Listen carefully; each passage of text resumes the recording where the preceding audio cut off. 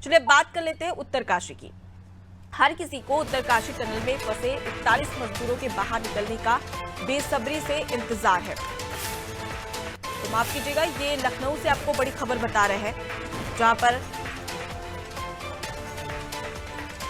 अति पिछड़ा जातीय महासम्मेलन होने जा रहा है और जिसको लेकर तमाम तैयारियां भी की जा रही है। उत्तर प्रदेश की राजधानी लखनऊ से बड़ी खबर, बीजेपी के तैलिक महारैली आज है। अति पिछड़ी जातियों का महासम्मेलन आज होने वाला है। अंबेडकर मैदान में ये महासम्मेलन होगा।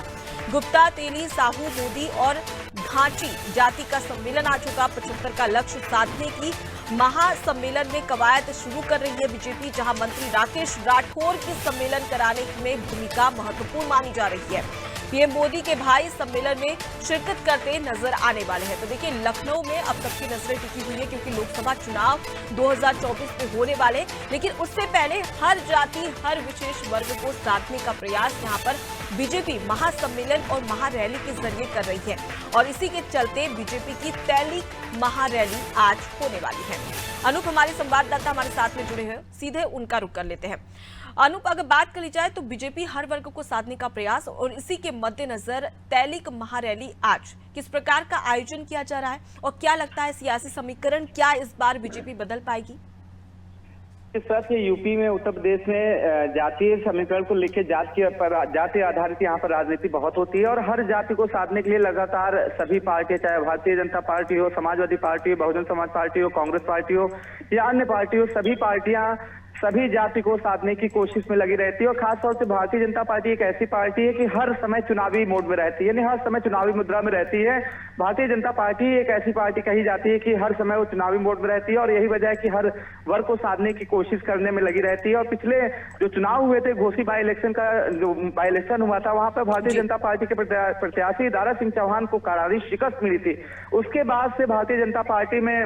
चिंतन मंथन समीक्षा बैठकों का दौर शुरू हुआ और ये लगा कि हाँ, उनके साथ अगर घोसी के बाई इलेक्शन में जो समीक्षा बैठक में जो रिजल्ट आया उसमें लगा कि उन्हें भारतीय जनता पार्टी को ये लगा कि उसमें दलित, ओबीसी और पिछड़ा उनके साथ नहीं था और यही वजह था कि वहां समाजवादी पार्टी का प्रत्याशी वहां सुधाकर सिंह, उनकी जीत हुई थी। इसके बाद जब समीक्षा बैठकों के दौर में जब रिजल्ट सामने आया तो उसके बाद जातियों को साधने की कोशिश की शुरू हो गई। क्योंकि 2024 का चुनाव करीब है, ऐसे में उत्तर प्रदेश ऐसा एक राज्य है जहां पर जो दिल्ली की कुर्सी जो है, केंद्र की कुर्सी उत्तर प्रदेश के होते हुए जाती है, इसलिए उत्तर प्रदेश को साधने की सभी पार्टियां कोशिश करने में लगी रहती है क्योंकि भारतीय जनता पार्टी का लक्ष्य उत्तर प्रदेश में 75 सीटें जीतने का। ऐसे में सभी पार्टियों को साधने की कोशिश में अति पिछड़ा जो समाज है उसको भी साधने में भारतीय जनता पार्टी लगी हुई है और इसी कड़ी में आज लखनऊ के रमाबाई अंबेडकर मैदान में एक महारैली हो रही है। रैली का नाम दिया गया है तैलिक महासम्मेलन। इसमें साहू, गुप्ता, मोदी, घाची ऐसे तमाम जाति के लोग शामिल होंगे और ये अति पिछड़े समाज के लोग हैं। कल मैंने इस अति पिछड़े समाज के मंत्री राकेश कुमार राठौर गुरु हैं, जो उत्तर प्रदेश सरकार के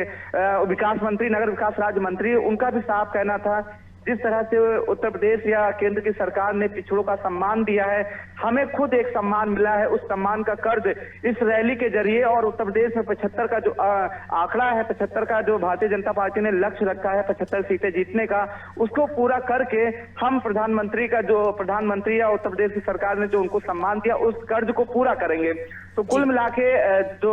निष्कर्ष है इस रैली का, पिछड़ों को साधने की कोशिश की गई है और जो पिछड़े समाज के लोग यहाँ पे आएंगे, साहू, घाटी, तेली, मोदी समाज के लोग, उनको बताया जाएगा कि उत्तर प्रदेश की डबल इंजन सरकार ने, यानी केंद्र की उत्तर प्रदेश की सरकार ने अति पिछड़े समाज के लिए कितना काम किया है और आने वाले समय में कितना काम करेंगे, इसको लेकर समाज के लोगों को यहाँ पर जनसभा संबोधित की जाएगी। पिछड़ा वर्ग के जो राष्ट्रीय महामंत्री हैं, संगम लाल गुप्ता प्रतापगढ़ के सांसद भी हैं, वो भी इसमें शामिल होंगे। इसके अलावा तमाम जो अति पिछड़े समाज के नेता हैं, मंत्री हैं, वो इस रैली में शामिल होंगे और अपने समाज के लोगों को बताएंगे कि यूपी की और केंद्र की सरकार ने कितना अति पिछड़ों के लिए किया है और आने वाले समय में उनकी क्या पिछड़ों को लेकर क्या योजना है, वहां पर उस चीजों का बखान भी करेंगे। जी, लेकिन अनूप, जैसा कि आपने जिक्र किया, घोसी विधानसभा सीट पर जब हाल ही में उपचुनाव हुए थे तो यहाँ पर इंडिया गठबंधन का असर देखने को मिला था। कांग्रेस ने साफ कह दिया था कि हम सपा पार्टी के प्रत्याशी को जिताने के लिए पूरा संभव प्रयास करेंगे और हम अपना प्रत्याशी नहीं उतारेंगे। तो कहीं ना कहीं घोसी विधानसभा सीट पर जब उपचुनाव हुए थे तो इससे असर देखने को मिला था इंडिया गठबंधन का।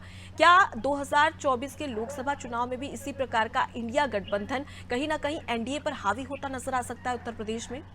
देखिए, घोसी बाई इलेक्शन का तो जाहिर सी बात है, इंडिया का जो गठबंधन था यानी विपक्ष का इंडिया गठबंधन है, वहां पर भारतीय जनता पार्टी का जो एनडीए का प्रत्याशी था, भारतीय जनता पार्टी का प्रत्याशी था दारा सिंह चौहान, उनको वहां पर करारी शिकस्त दी थी। और जाहिर सी बात है, वहां समाजवादी पार्टी का कैंडिडेट था। हालांकि वहां पर आरएलडी और कांग्रेस समेत जितने भी इंडिया के गठबंधन घटक दल थे, उन्होंने समाजवादी पार्टी को समर्थन दिया था। उसका नतीजा रहा कि समाजवादी का पार्टी वहां पर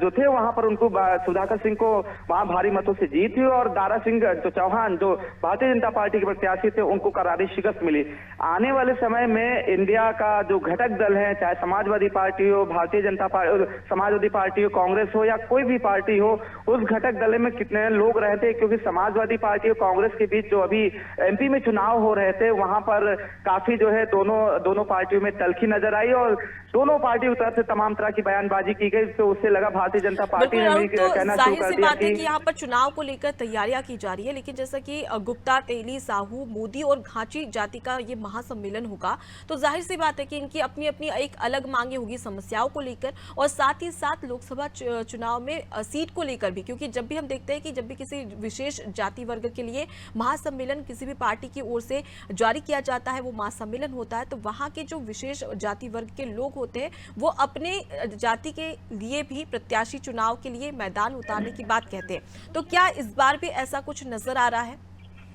देखिए, ये भागीदारी सम्मेलन कहा जाएगा, जैसा कि कल जो इस रैली को कराने में जिसकी महत्वपूर्ण भूमिका है, राकेश कुमार राठौर गुरु, जो पिछड़े ही समाज के आते हैं, वो उत्तर प्रदेश सरकार के मंत्री भी हैं, उनका साफ कहना था कि ये भागीदारी सम्मेलन है। वो अपने समाज के लोगों को बताएंगे, क्योंकि उन समाज के लोग जो है आर्थिक तौर से, आर्थिक रूप से तो मजबूत हैं, लेकिन उनकी राजनीति में कोई पैठ नहीं है। तो उस समाज को जागरूक करने के लिए रैली का आयोजन किया जा रहा है कि ताकि समाज में जितने लोग आएंगे उनकी भागीदारी बढ़ेगी, तो जाहिर सी बात है भागीदारी बढ़ेगी तो उनकी राजनीति में भी उनकी संख्या बढ़ेगी। इस चीज को लेकर ही, इस बात को लेकर ही ये महारैली की जा रही है। इसमें सीधा सा जो मतलब है,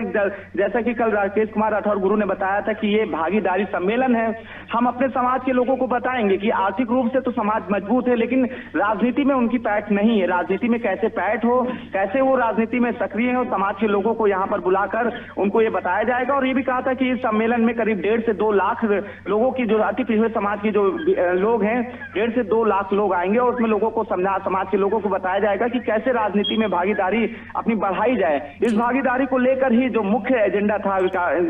इस रैली का जो मुख्य एजेंडा है भागीदारी को लेकर है, क्योंकि जो राकेश कुमार राठौर गुरु हैं, उत्तर प्रदेश सरकार के मंत्री और भारतीय जनता पार्टी से ही वो विधायक हैं। ऐसे में उनको किसी का वो नहीं कि आने वाले चुनाव में कितने सीटों में वो चुनाव उनकी पार्टी लड़ी, तो यहाँ किसी पार्टी विशेष का नहीं है। ये सिर्फ और सिर्फ भारतीय जनता पार्टी की तरफ से ऑर्गेनाइज सम्मेलन है, जिसमें जो अति पिछड़ों के जो मंत्री हैं राकेश कुमार राठौर गुरु, वो अपने समाज के लोगों को बताएंगे कि वो समाज राजनीति में कैसे उनकी भागीदारी को बढ़ाई जा सकती है। इस बात को लेकर ही आज यहाँ रैली का आयोजन किया गया, जिसमें मंत्री और तमाम अति पिछड़े जो नेता हैं, सांसद हैं, वो अपने समाज के लोगों को जागरूक करने का काम करेंगे। जी, तो 75 का लक्ष्य साधने के लिए अब महासम्मेलन बीजेपी की ओर से किया जा रहा है कि महासम्मेलन का असर चुनाव में कितना असर डालता है, ये देखने वाली बात है। मैं लौटूंगी आपके पास, तो आगे भी आपको बड़ी खबर पर अपडेट लेंगे। देखिए, बीजेपी की तैलिक महारैली आज होने जा रही है और अति पिछड़ी जातियों का महासम्मेलन आज होगा, यानी कि विशेष जाति वर्ग को साधने का प्रयास यहाँ पर बीजेपी की ओर से किया जा रहा है। हाल ही में हमने पिछले दिनों भी देखा कि किस प्रकार से अलग अलग जाति वर्ग को साधने का प्रयास महासम्मेलन के जरिए बीजेपी की ओर से किया जा रहा है। एक बार फिर से आज ये महासम्मेलन और महारैली होने जा रही है, इसका कितना असर 2024 पर पड़ता है, ये देखने वाली बात है।